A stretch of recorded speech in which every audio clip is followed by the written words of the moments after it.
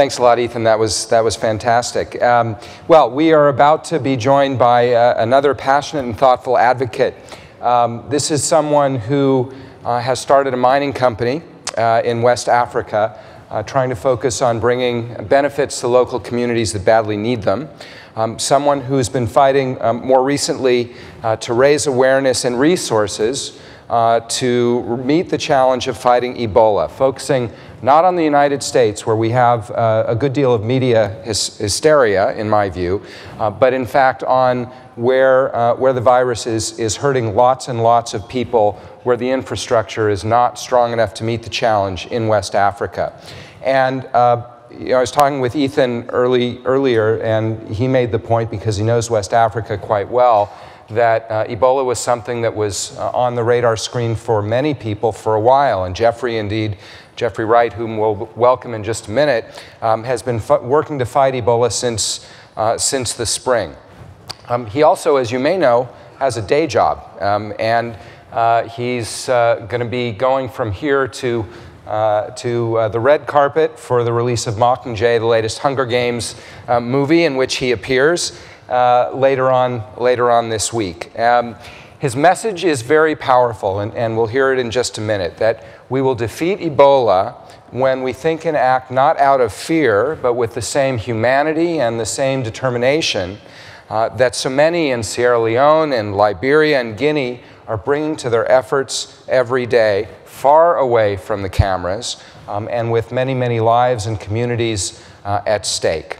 So we are going to hear now from someone who is on it, who's working on it, and is working to get us all engaged as well. Let me welcome Jeffrey Wright.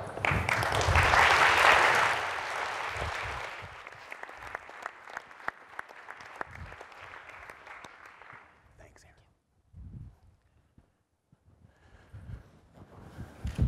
Aaron. Good morning. Thank you, Aaron. And thank you to the BSR for inviting me here today. And thanks to my longtime good friend and former college dorm mate and your wife, Barrett Ashla, of Rockefeller Philanthropy Advisors, for encouraging me to take part today. Marlon Brando, one of the greatest actors of all time, also offered some of the most insightful commentary on acting and actors that anyone else ever did. Acting is pig's work, he once said. An actor is a guy who, if you ain't talking about him, he ain't listening. My personal favorite. I'm an actor. I'm only listening now because I'm about to talk about myself. And, well, mining and Ebola. Because doubtless all of you gathered here today, like me, desire little more in life than to hear yet another actor or musician or celebrity or quasi-celebrity wax insightful on critical matters related to Africa. So my congratulations to us all. Today is your lucky day. Although now, Ebola is not only an African issue, but also a global one. So carry on, actor. Speak to us of the world. Well, if I'm honest, it had been tough until very recently, speaking about my work in Africa, Sierra Leone to be specific, let alone the world, and about TAIA, the group I co-founded toward building a 21st century community inclusive model, a hybrid of commercial and philanthropic investment around gold mining. Some of you may have become aware of TAIA this past January, when the New York Times Magazine ran an article about our work, rather about my work, I should say, as the Times reporter found no space in his article for mention of any of my team, just me, the mad actor flailing about in the middle of the West African bush doing what? No mention of our chairman, who has 40 years experience building mines in West Africa, our senior geologist who led De Beers' exploration program in Sierra Leone prior to the war, both of whom came on board, yes, because they saw commercial potential, but also because they believed in a business model designed to mine in a better, more socially inclusive and impactful way. No mention of the 75-year-old retired Major General from the U.S. Army who lived in Liberia for 2 years post-retirement and who is the executive director and operational engine of TAIA Peace Foundation, our social development vehicle. He's one of the most pragmatic, organized, and analytical people I've ever met, and radical in his determination to help implement transformation within the too often neglected communities with which we work. I talk stuff, he gets stuff done. No room in the New York Times for him or the 13,000 cacao seedling nursery we worked with local farmers to establish last year as a social investment, the 13,000 more this year, the coffee seedlings, the rice. The Times reporter did find time to note that during a meeting to which he was invited, note to self, don't allow that again. A few of our workers reminded him of the new rain gear they hadn't yet received. Ty has been struggling commercially these past many months, like the vast majority of mining and mineral exploration companies in the world, owing to softening of commodity prices. He didn't cover or contextualize that either. He did offer this in his writing. No one among those questioning employees asked what must have been on the minds of some. You are a famous actor. You cannot buy us ponchos? Adding, perhaps, they were too polite to ask, too fearful, too hopeful. But perhaps, too, that reporter might have asked them himself what they thought. They were right there in front of him. He chose instead to forsake their perspective on behalf of his own, to presume to know their thinking and to give voice to that imagined thinking without inviting them to speak for themselves. And this is emblematic of a much larger pandemic problem with Western perspective on and engagement with places like Sierra Leone. I wrestle with it myself, to strip off Marlon Brando's limitations and to listen. From 2003 to 2011, Taya made steady progress. We'd assembled a solid management team, a good amount of capital from a pool of about 50 investors around the world, led by the New York-based jeweler Tiffany & Co. We had great success with our exploration work, including identifying highly prospective mineralized trends, gold, through an initial drilling program. Our relationships with national government and local partner communities were strong, and then the bottom began to drop out of the global commodities market, and investment monies for companies like Taya dried up. On the social development side, a long courtship with a major U.S. philanthropic group dragged on, draining focus. For over 3 years now, we've waited approval on projects devoted to women's economic empowerment, agricultural development, and community well-being. Poverty alleviation in one of the world's most economically challenged jurisdictions would just have to wait for the rust to fall from the bureaucratic cogs of that organization. So my head began to hurt from banging against the wall of diminishing returns of this work. And it's not the work on the ground in Sierra Leone that is difficult. It's really not. It's challenging and complex, but doable and even fun. The greatest difficulty in working in Sierra Leone is to overcome the negative stereotyping narratives like that in the New York Times Magazine article and those that the West continually vomits up and digests that prevent people who are capable of the responsible deployment of critical resources from understanding the place and appreciating that despite the significant vulnerabilities, there are strengths there which are even greater. Enter Ebola. The community Taya works most closely with is Pinguia Chiefdom, situated in the remote northeast corner of Sierra Leone, just across the Moa River from Guinea. Patient zero in this recent Ebola outbreak was Emile Wamuno. His name was made public just a few days ago. Nearly 1 year after his grossly premature death, Emile Wamuno, a 2-year-old boy in the Guinean village of Miliandu in the country's Zerikore region, which borders both Sierra Leone and Liberia, it's theorized, somehow came into contact with an infected fruit bat.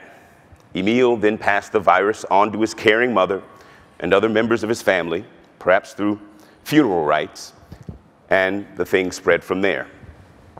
Miliandu lies approximately 60 miles east by road from Pinguia Chiefdom, but the 170-mile trip from Pinguia west to Freetown, Sierra Leone, the country's port city capital, takes 8 hours by car owing to road conditions, which have improved greatly since the rebel war ended 12 years ago. So those 60 miles between Pinguia and the Ebola epicenter is farther than one in the US might envision. I've not been on the Guinea side of that border, but the Sierra Leone side I've visited at least 20 times in the past 10 years. It is as verdant and beautiful a part of the world as you could hope to see, and also among the most vulnerable. vulnerable to disease, to elevated infant mortality rates, to economic deprivation, to social instability, to lack of national and global concern, and to misrepresentation that might suggest, for example, that the region is poor. Admittedly, it's easy to form that impression without having to endure the roads leading to the place, that Pinguia and its people are poor. Sierra Leone's GDP in 2013 was a humble $4.9 billion. That was after a 20% jump from the previous year. And the World Bank estimates that the average per capita income for the 6.1 million Sierra Leoneans was just $680 per year. Sierra Leone ranked 177 out of 187 on the 2013 UN Human Development Index. In the immediate aftermath of the recent war, it was dead last. And as a result of this Ebola outbreak, when GDP had been scheduled to expand by 15% this year, it will instead contract dangerously. And if Pinguia is as geographically isolated as I have described, then surely its vital economic statistics rank it at the bottom of Sierra Leone's modest communities. Yes, true.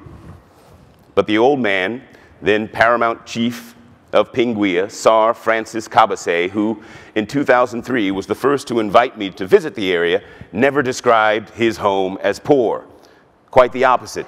Chief Kabase, a friendly, open man, small in stature but sinewy and fit, he passed away a few years ago, but no Sierra Leonean lives his 80 or so years without being rigorous of body and mind. Chief Kabase implored me to see with my own eyes what his chiefdom had to offer. That area is rich, I recall him saying. We have gold there and chromite. He would roll the R in chromite deliciously. Chromite is the ore used to produce chromium, the durable metal that lends stainless steel its stainlessness. A former employee of Sierra Leone's now defunct national mining company, the chief had a thing for chromite. We need investors to come to Pinguia, he would insist. We need development. That place is rich. And this is true on the Guinea side as well. Just 120 or so miles east from Miliandu, which was Emile Wamano's hometown and Ebola ground zero, in that same Zirikori region is a range of hills called Simandu. Situated there is one of the largest untapped high-grade iron ore resources in the world. Over 2 billion tons of the stuff. Some estimates have iron ore trading at $85 per ton in 2015. You do the math. And that's down from previous estimates of over $100 per ton. Simandu has an estimated mine life in excess of 40 years and has the potential to make Guinea one of the world's top iron ore exporters. It's already one of the world's leading exporters of bauxite, the feedstock for alumina, the first step along the value-adding processes toward aluminum. And the geologic trend responsible for the Simandu iron ore body disregards international boundaries like the Ebola virus and extends into Liberia as well. And that comparison is not to suggest that iron ore represents a resource curse in this region. I no more believe in that than in the African boogeyman so many of us are hysterically fearful of today. It's simply a fact of contemporary geography. Mining companies from all corners of the world are developing Simandu, as well as the deposits on the Liberian side, creating billions of dollars of monetizable value for themselves. But very little production has occurred, and because commercial exploration is not a taxable event, according to national mining codes, little to no evidence of that value creation is evident locally. And so, in southeastern Guinea, December 2013, 2-year-old Emile Wamano fell sick. And despite the extraordinary mineral wealth of the land he inhabited, there was no viable healthcare delivery system or infrastructure that he or his family could access for protection against an aggressive virus like Ebola. And he died, perhaps in the arms of a mother, unaware of the grave dangers of providing maternal comfort to her desperately ill little boy. Ebola, after all, is known by some as the caregiver's disease. As of October 29th, the World Health Organization reports that over 13,500 cases of Ebola infection have occurred, over 4,900 deaths. According to the United Nations, the epidemic could reach 5,000 to 10,000 cases per week, with a current fatality rate of around 70% by next month. The less known story is that of women dying in childbirth, malaria rates increasing, children not receiving life-saving vaccines as a result of this crisis, children not attending schools, which are closed, food shortages, as during the recently ended wars. Still, the even lesser known story is this: Ebola is not a death sentence.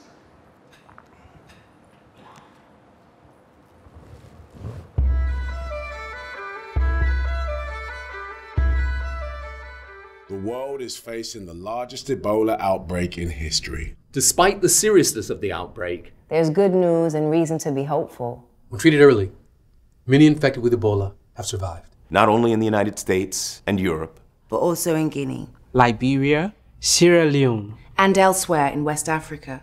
With early, robust medical attention, Ebola is not a death sentence. Ebola is not a death sentence. Ebola is not a death sentence. No, no, no. Aissata Konai survived. Vandy Jawad survived. Dr. Ada Igono survived. Sa Sabas survived. Erickson Toure survived. Fatmata and Tata Sese survived. Mamadi Sion survived. My countryman and friend, Dr. Philip Ireland, survived. Ebola is not a death sentence.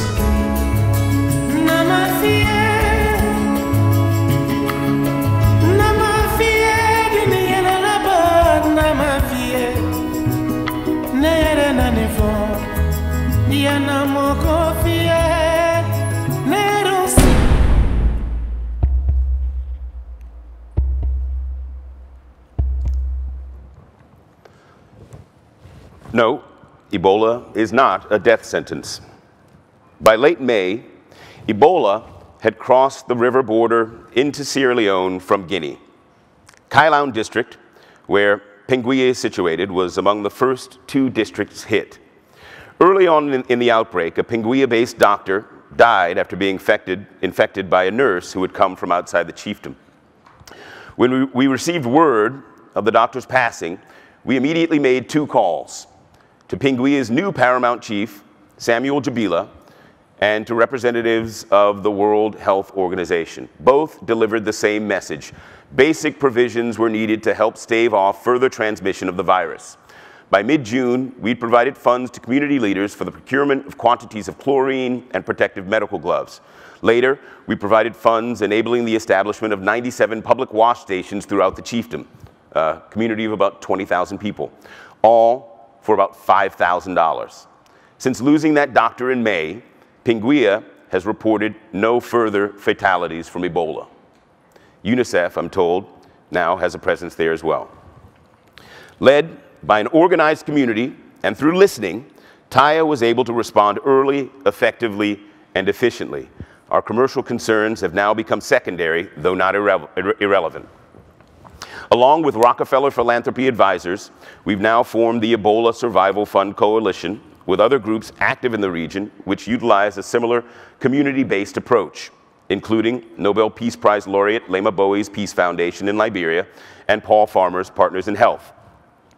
I first met Paul, a renowned infectious disease specialist and humanitarian, in Rwanda 2 summers ago when I visited that country at the invitation of President Clinton to see a world-class hospital, Partners in Health, built and staffed in the middle of the remote countryside in collaboration with the Rwandan Ministry of Health, the Clinton Foundation, a consortium of American medical schools, and others, including NASCAR champion Jeff Gordon. Dr. Farmer recently returned from Sierra Leone and Liberia and has been instrumental in the founding of the Ebola Survival Fund.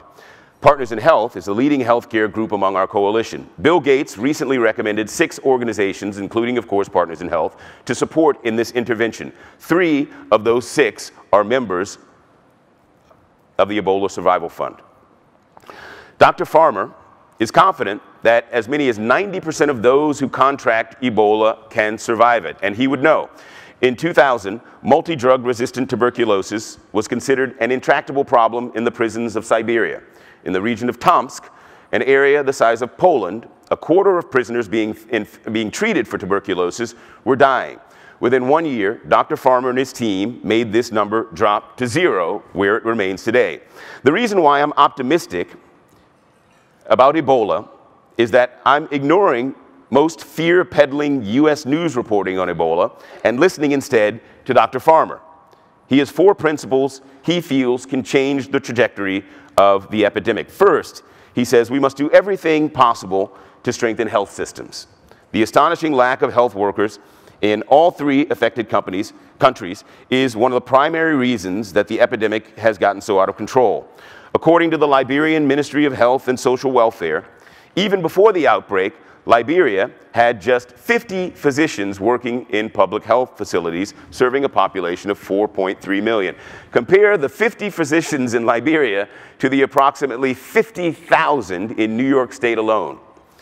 As of mid-October, over 227 healthcare workers in Guinea, Liberia, and Sierra Leone were reported dead of Ebola. What percentage of those 50 Liberian doctors is alive today? Say conservatively, optimistically, half. Imagine half of the 50,000 physicians in New York State dead within the coming year. A genuine cause for concern and fear. But how could Liberia's health system be so weak prior to the outbreak? Doesn't a country like Liberia, fresh out of a lengthy civil war, receive foreign aid? Yes, Liberia does receive foreign aid, around $571 million in 2012. The problem is only 3% of that went through national institutions. The rest went to foreign NGOs and international organizations. Imagine you're the Minister of Health in Sierra Leone, Liberia, or Guinea. A health crisis like Ebola hits, and you're responsible for the well-being of your people, but 80 to 90% of your country's aid is bypassing your institutions.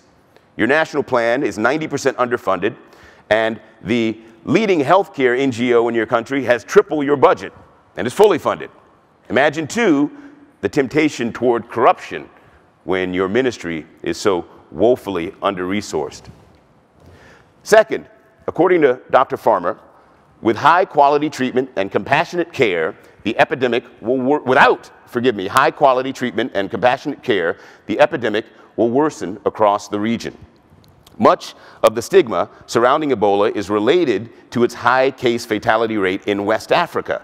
But when high-quality supportive care is provided, fatality rates will decrease dramatically. Most sites, whether run by international NGOs or national authorities, have not been able to implement these standards to date due to severe staffing constraints and shortages of supplies, including protective personal equipment for health workers.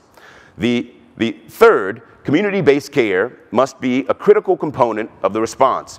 Rapidly securing the space for and building many more properly laid out Ebola treatment units is desperately needed. They are currently meeting less than 20% of the need for beds in Liberia. The situation is similar in the other 2 most affected countries. As these facilities are scaled up to meet the level of need and as referral systems are put in place, community health workers should be trained and equipped to prevent, diagnose, and treat Ebola and other common afflictions. Community health workers, in order to serve these vital functions, will need not only adequate training, but also adequate salaries. Fourth, new tools are urgently needed for the prevention, diagnosis, and treatment of Ebola. While the case fatality rate can be dramatically reduced with the type of supportive care Paul Farmer describes, we urgently need more efficient diagnostic tests, an effective vaccine, and specific therapies targeting the virus itself. In addition to addressing the crisis at hand, West Africa will also need world-class medical and nursing schools linked to robust health systems if it is to avoid another health crisis and reestablish the pre-Ebola health gains. And finally, it will need modern hospitals, like the one Partners in Health built in rural Rwanda. Paul Farmer's 4 principles can be summarized by simply saying sick people of all classes need treatment based on the best know-how we have. A patient with Ebola, whether in Freetown or Manhattan, will need treatment, and their communities will need surveillance, monitoring, and information. These critical components must be part of a strong national health system. Partners in Health needs to raise over $100 million in the next 6 months. This funding will go toward building and staffing care centers and treatment units that will include approximately 1,000 beds for Ebola patients, 500 in Sierra Leone, 500 in Liberia. These care centers and treatment units will be fully staffed and supported with the highest level of supportive care, as well as treatment for any other disease patients may have, including malaria, tuberculosis, and HIV/AIDS. Partners in Health will also support care and treatment for Ebola across the full continuum of care in Liberia and Sierra Leone, from the community to primary health centers to these specialized Ebola treatment facilities. All of these units will provide life-saving medical treatment, not all of which will be made available through multilateral monies, hence the reason for the fund. Closely monitored IV fluid management and other supportive care to patients and their family. What works in the U.S. must be applied to patients in West Africa. Partners in Health will expand its engagement and increase the number of facilities it supports in Liberia and Sierra Leone in the coming months, while other members of the Ebola Survival Fund Coalition, including Taya Peace Foundation, will address immediate food security challenges and long-term agricultural output, as well as social and economic development support for survivors and their communities. We know what needs to be done, and the political will exists.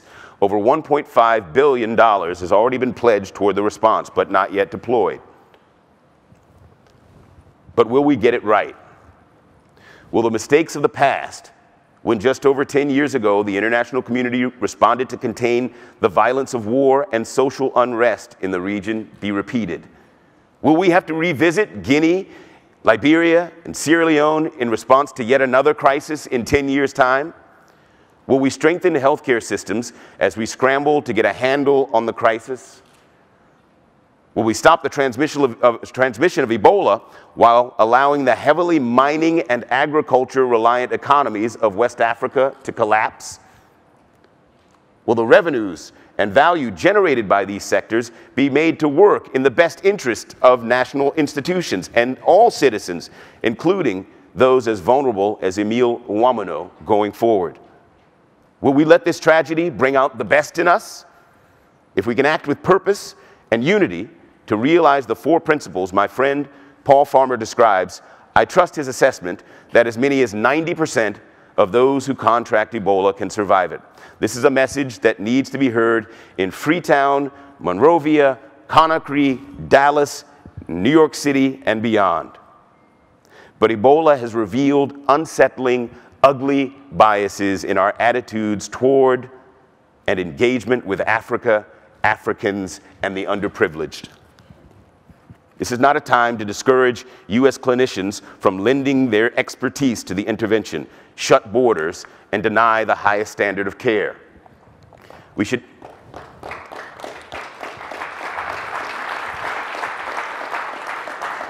not get distracted by hysteria and xenophobia at a time when the world needs solidarity. If we must politicize this moment, perhaps we should do so in this way, by demonstrating in this predominantly moderate Muslim part of West Africa the shock and awe of American compassion, and to reveal to the citizens of some of the world's most fragile jurisdictions the better angels of our national character. This is a moment history will remember, and we, humanity, will be judged by. We have to crush Ebola now. We can, and we must. Thank you.